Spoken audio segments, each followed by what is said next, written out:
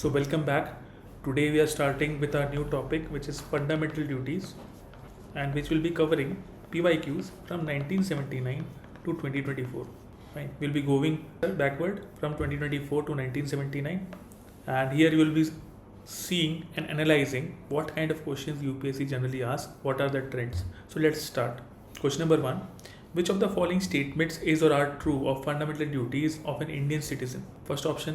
First statement is a legislative process has been provided to enforce these duties. Second, they are correlative to legal duties. अगर आप fundamental duties के बारे में थोड़ा बहुत जानते हैं तो आपको पता होगा कि भाई it is non enforceable और non justiciable and it is applicable to citizens only. Fine. So there is no legislative process has been provided to enforce these duties. But yes, Parliament has power to basically do all of this. Parliament has the power to enforce these duties, but there is no legislative process has been provided to enforce these duties. तो ये statement गलत है, ठीक है. Second, they are correlative to legal duties. Now, अगर fundamental duties के बारे में कुछ और points, that they are more like of moral duties and civic duties rather than any kind of legal duties. This statement is wrong. They are not correlative to legal duties, but they are correlative to moral and civic duties. जब ये question 2017 में आया था तो बहुत लोग confuse कर गए थे, ठीक है, दैट दे आर कोरिलेटिव और a process has been provided, ठीक है. तो इन एग्जाम सिचुएशन ये ट्रिकी हो सकता है, बट रिमेंबर दैट ये पॉइंट अगर ध्यान रख रहे हो कि ये मॉरल और सिविक ड्यूटी है, ये नॉन एनफोर्सेबल है एंड कोई लेजिस्लेटिव प्रोसेस नहीं प्रोवाइड किया गया, तो it will be very easy for you to eliminate this answer. तो answer here is neither 1 not 2, D. Let's move to next question. UPSC in general बहुत simple question ही पूछता है, ठीक है. अगर हर पॉइंट और हर इंपॉर्टेंट थीम के बारे में कुछ फंडामेंटल एस्पेक्ट अगर आपको पता है तो you will be easily able to solve your question. Fine. Now question number 2. To uphold and protect the sovereignty, unity and integrity of India is a provision made in dash. Fine. Now this question was asked in 2015. To uphold and protect the sovereignty, unity and integrity, a provision made in. तो अगर मैं elimination में जाऊँ तो fundamental rights नहीं होगा, preamble नहीं होगा, लेकिन बहुत लोग what's the trick I will tell you. Fine. DPS भी नहीं होगा. Answer is fundamental duties. Now why or what is the trick in that or what is the trickiest part in this question? जहाँ students exam condition में देखते हैं unity and integrity, वो generally preamble mark कर देते हैं. Fine. But this is wrong, ठीक है.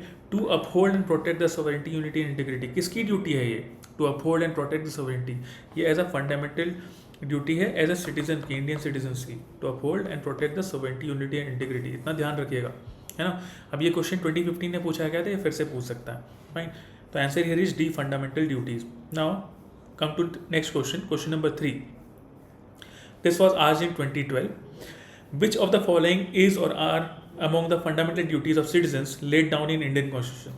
तो अभी तक जितना हमने सॉल्व किया, क्या पता चला हमको? ये मॉरल ड्यूटी और civic duties type of duties हैं. Fundamental duties are of moral and civic in nature. Right. अब इस पे देखते हैं. To preserve the rich heritage of composite culture. Right. To protect the weaker sections from social injustice, to develop the scientific temper and spirit of inquiry, to strive towards excellence in all spheres of individual and collective activity. अगर मैं इसको ध्यान से पढ़ूँ तो मैं easily eliminate कर सकता हूँ, ठीक है. और यूपीएससी भी चाहती है कि मैं कोई स्टेटमेंट पकड़ के उसको एलिमिनेट करूँ और डायरेक्ट आंसर तक पहुँचूँ. Now, to preserve the rich heritage of composite culture, yes, it is your duty, it is your moral duty, right, as a citizen. To develop the scientific temper and spirit of inquiry, yes, it is also moral and civic duty, obviously, right. तभी तो आप society में कुछ अच्छे से contribute कर पाओगे. To strive towards excellence in all spheres of individual and collective activity. Now third and fourth goes hand in hand, ठीक है. अगर साइंटिफिक टेम्पर डेवलप हो रहा है आपका, तो अपने आप एक पॉसिबिलिटी है कि टुवर्ड्स एक्सेलेंस जा रहे हैं in all sphere of individual and collective activity, आप कंट्रीब्यूट कर पा रहे हैं, है ना. But see statement number 2, to protect the weaker section from social injustice. Now अगर एज ए इंडिविजुअल आप सोशल इंजस्टिस नहीं होना देने चाहते हैं एंड प्रोटेक्ट करिए वीकर सेक्शन को, तो it may happen that you may take और you may break the law, है ना, क्योंकि सबका परसेप्शन ऑफ सोशल इंजस्टिस भी अलग है ना. तो it is not a individual's duty but it's the duty of state. Fine. And duty of judiciary to do all this, to protect the weaker section from social injustice, है ना. तो ये 2 को अगर मैं एलिमिनेट करता हूँ, फाइन, पूछा है which of the following is of fundamental duties, अगर मैं 2 को एलिमिनेट करता हूँ, एलिमिनेट हो गया, तो answer automatically becomes 3, C only. UPSC also wants कि भाई आप आंसर ऐसे ही पहुँचे, ठीक है. Now moving to next question. Under the constitution of India, which one of the following is not a fundamental duty? है ना। पहले पूछा कौन सा फंडामेंटल ड्यूटी है, अब पूछ रहा है कौन सा फंडामेंटल ड्यूटी नहीं है। तो if you know to develop the scientific temper, ये हमने देखा ये फंडामेंटल ड्यूटी है, right. To safeguard public property, yes it is also your moral and civic duty basically. To abide by the constitution and respect its ideal, it is your moral duty.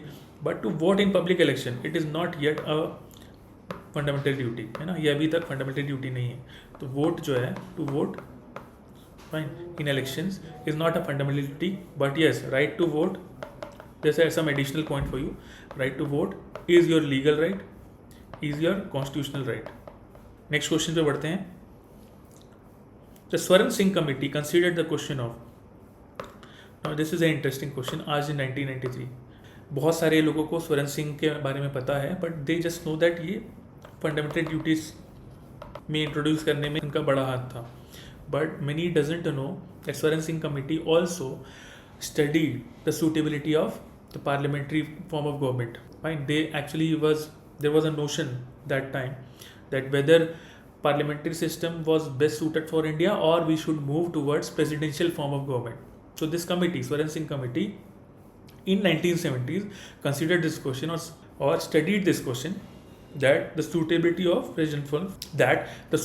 of presidential form of government for India, है ना। So the committee recommended that parliamentary system of government is doing well and we should not move towards presidential form of government. The answer here is B. इसमें eliminate भी कर सकते थे, autonomy to Punjab नहीं होगा, precedence of DPSP और fundamental rights. Now ये हमने किया, राइट, ये क्या है 42nd कॉन्स्टिट्यूशनल अमेंडमेंट से आ रहा है, ठीक है, बट नॉट फ्रॉम स्वर्ण Singh committee.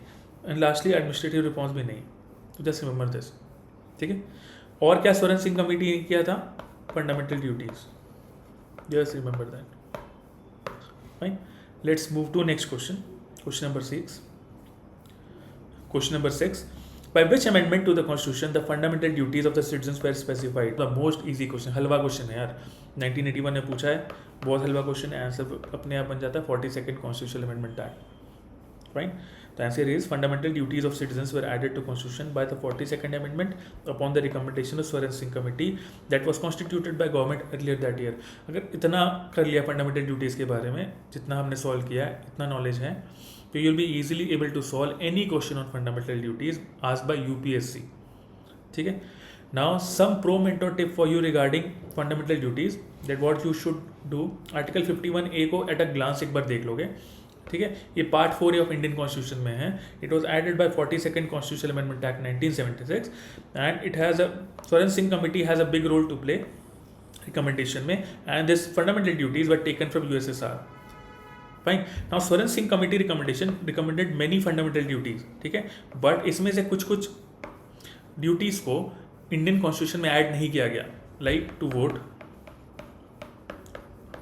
To pay taxes are some of the fundamental duty जो ऐड नहीं किया गया, है ना, एंड ऐड कर देना चाहिए था बट ऐड नहीं किया गया, ठीक है, जस्ट रिमेंबर दैट, फाइन। अब UPSC can ask this type of question, to pay taxes and to vote, ये ऐड नहीं किया गया, fine. I hope you are enjoying और liking our series, so stay tuned for further videos. Thank you.